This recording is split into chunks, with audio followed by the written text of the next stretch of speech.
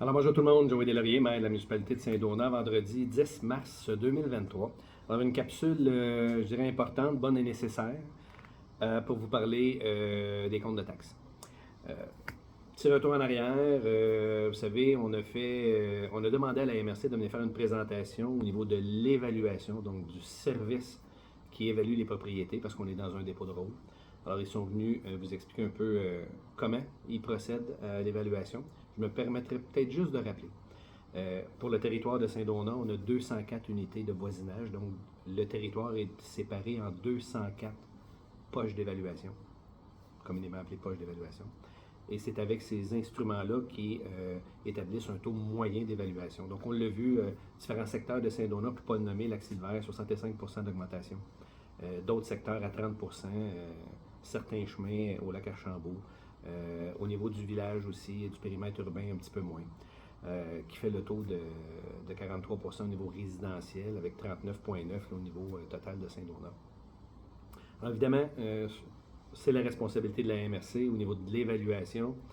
Puis vous savez que vous pouvez contester aussi l'évaluation si vous jugez que l'évaluation qui est attribuée à votre propriété n'est pas correcte, n'est pas bonne. Ça, c'est un droit que vous avez là, de contester l'évaluation. Ceci étant dit, au niveau de la taxation maintenant. Oui, le conseil municipal, écoutez, ça a été le budget le plus difficile à faire. Le plus difficile depuis que je suis là, à tout le moins, et pour certains membres du conseil aussi.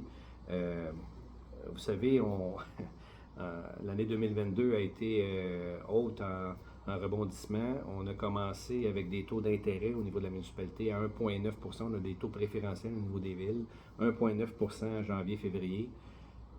Et on a terminé en octobre-novembre avec du 4,9 %. Qui aurait pensé que la Banque du Canada aurait augmenté ces taux-là de façon de je ne sais pas combien de pourcents? Alors évidemment, lorsqu'on est confronté à l'exercice budgétaire et qu'on voit et qu'on a le portrait aussi de l'ensemble des réalisations qu'on a fait, parce que vous savez, on a vraiment investi dans notre réseau municipal. Autant les infrastructures routières, autant les différents parcs, la place Saint-Donat. On a voulu protéger aussi l'arrière-l'eau, l'arrière-pays de notre parc des Pionniers pour la montagne.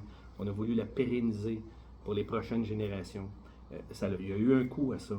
Et la place Saint-Donat, l'asphalte qu'on a mis sur bon nombre de kilomètres aussi. Alors évidemment, avec tous ces investissements-là, on a créé une certaine richesse collective. Et cette richesse-là a amené Saint-Donat à être sans map aussi avec les années de la pandémie, le COVID, 2021-2022. Alors évidemment, ces investissements-là se sont traduits par des règlements d'emprunt qui ont été, on a vu l'effet des taux d'intérêt en septembre. On était confronté à ça.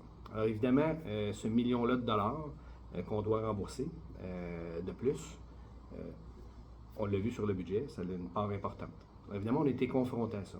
On était confronté aussi, on a vu l'IPC. Oui, et nos employés ont le droit à des augmentations de salaire aussi en fonction de l'IPC. Alors évidemment, le Conseil avait aussi pris des décisions en 2022 au niveau des ressources humaines, de se doter d'une équipe municipale le plus qualifiée possible afin de répondre aux exigences gouvernementales, mais aussi pour assurer des services de qualité auprès de la population. Évidemment, on s'est adjoint une direction des finances. On s'est adjoint d'un greffier, un avocat. On s'est adjoint aussi les services d'un commissaire au développement économique. On a additionné une personne de plus au niveau des services des loisirs, la place Saint-Donat, l'animation de plus qu'il y avait à faire. Alors, évidemment, tout ça, le Conseil, dans sa prémisse de base pour l'élaboration du budget, ce qu'on a décidé, c'est de vous offrir sensiblement les mêmes services, sans nécessairement couper dans les services directs à la population.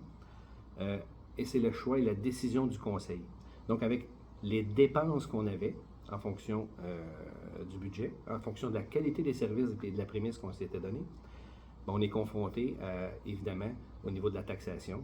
On a diminué la taxe, mais ça représente quand même une augmentation.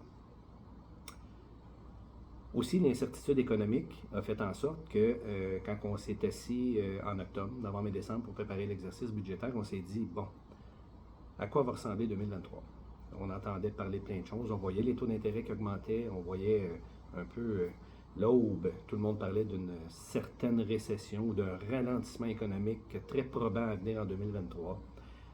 que la vente des propriétés était pour diminuer, que c'était beaucoup plus difficile pour les jeunes familles d'acquérir une propriété. Fait que là, on s'est dit, bon, qu'est-ce qu'on fait au niveau de nos mutations? Et le poste budgétaire mutation est un poste important dans le budget. Et on s'est dit, on ne peut pas le laisser au même niveau, on devra le baisser parce qu'on est convaincu que le mouvement immobilier, puis là on se rapporte qu'on est en novembre-décembre, n'aura pas le même effet en 2023. Alors on a diminué le poste de mutation. On était à 1 million, on l'a descendu à 500 000 $. Alors évidemment, ce 500 000 $-là, pour garder les mêmes services de base, bien, le 500 000, il fallait aller le chercher ailleurs. Et là, ailleurs, il n'y a pas différentes solutions au niveau de la taxation, de la fiscalité municipale, c'est via la taxe. Alors ça, c'est un élément majeur aussi. Oui, l'augmentation de remboursement capital, intérêt, oui, l'augmentation de la masse salariale, mais oui aussi la diminution de la mutation qui se reflète par une augmentation au niveau de la taxe municipale. On dit qu'on a gardé les mêmes services, mais on a quand même travaillé très fort. On a coupé certaines choses. Puis je vous le dis, on a coupé notamment le circuit 1. Circuit 1, qui s'était rendu à 81 000 $, l'autobus qui fait Saint-Donat-Sainte-Agathe. La viabilité du service n'était plus là, autant pour la MRC que pour la municipalité de Saint-Louis. C'est pour ça qu'on a décidé à partir du 1er avril qu'il n'y aurait plus de service de circuit 1.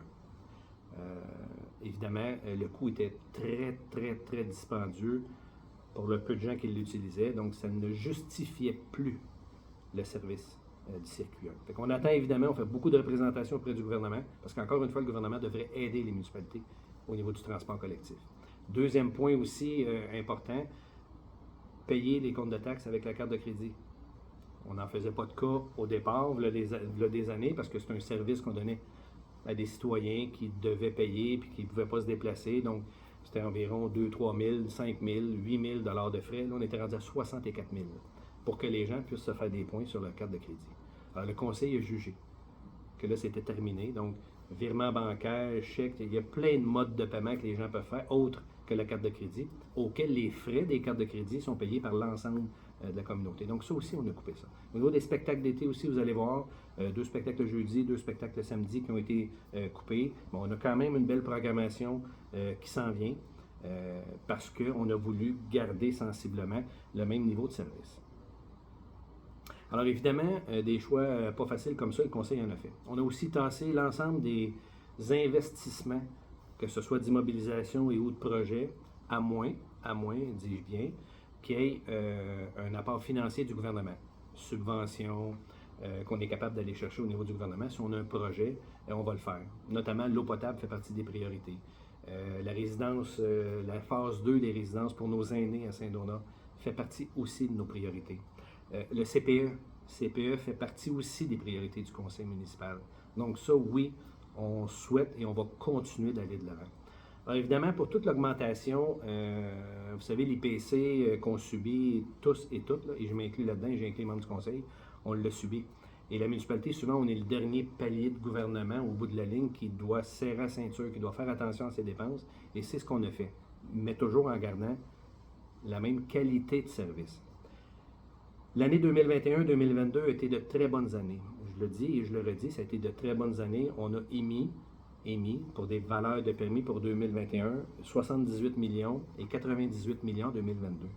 Mais vous savez, la pandémie a amené son lot. Oui, ça a été bénéfique à certains égards, mais dans d'autres, délais pour que les gens puissent bâtir, construire, avoir les services, commander le matériel, ce qui fait que il y a beaucoup de retard pour l'évaluation des propriétés. Donc, l'argent, on ne l'a pas encore pour ces 2 bonnes années-là. Donc, ce que je vous dis là aujourd'hui, c'est qu'on demande l'effort à l'ensemble des citoyennes et citoyens de Saint-Donat cette année pour le budget 2023. Et là, je suis enregistré, je l'ai dit, je l'ai validé avec le conseil municipal. Alors, on s'engage, je vous dis, on s'engage là. J'ai pas la hauteur aujourd'hui. J'ai pas la hauteur, mais on s'engage à diminuer le taux de taxe pour les 2 prochaines années. Ça, on s'engage à ça. J'ai pas la hauteur encore, parce que vous savez, il y a plein d'éléments qui peuvent être apportés. Il y en a qui nous parlent de l'arrosage pour les insectes, c'est 2 sous, ça, sur le compte de taxe. 2 sous. 2 sous.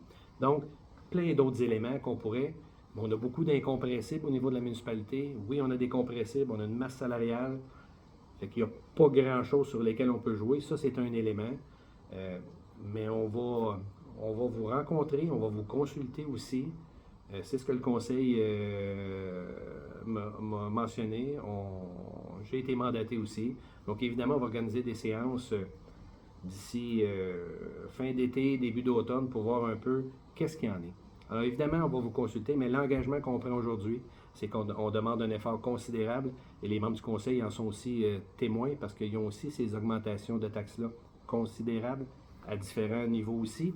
Au niveau des membres du conseil, c'est très disparate aussi, mais on demande l'effort pour cette année, puis on vous garantit que pour l'année 2024 et pour l'année 2025, en fonction de tous les intrants qu'on a, on va être capable de diminuer le compte de taxes. On fait un peu l'effet inverse que d'autres villes ont fait, d'aller de 33, 66 et 100 pour les prochaines années. Nous, on fait l'effet inverse. On a besoin de ces sous-là pour cette année. Et après ça, on va baisser. Je ne sais pas de combien encore, mais on va baisser le compte de taxes pour en arriver à un objectif qui aurait été un petit peu plus normal 2022-2023 pour 2024 et 2025. Alors, j'espère que j'ai pu répondre au moins à certaines des explications. Ce ne sont pas des justifications, j'ai bien voulu vous l'expliquer, puis on peut rentrer dans plus de détails. Évidemment que lorsqu'on fait des rencontres plus individuelles, j'aime ça, on va un peu plus loin, on rentre vraiment de façon plus précise dans les différents postes budgétaires de la municipalité. Donc, écoutez, puis en passant, on voit un peu l'effet...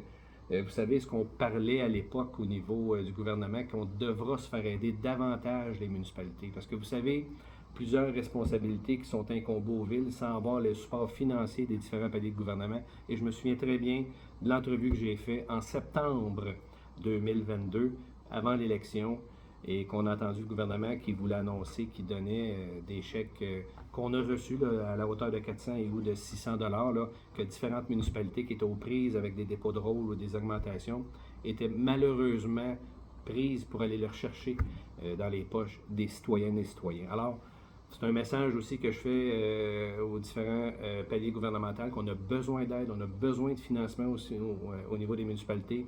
On va embarquer dans une négociation de plaque fiscale bientôt. Alors ça aussi, ça va venir aider l'ensemble du monde municipal des municipalités, dont Saint-Donat. Alors, encore une fois, merci. Puis vous allez voir, là, c'est une vidéo qui explique, une vidéo informative, et je vais enlever le bouton partage, commentaire, j'aime. Ben, je sais ce qui peut arriver. On a vu certaines publications et je ne veux pas aller là. C'est ma page Facebook et j'enlève tout commentaire, tout partage. Puis ceux et celles qui sont intéressés à venir écouter les explications, pas des justifications. Alors, je vous invite à référer les gens à venir écouter la capsule sur ma page. Merci tout le monde.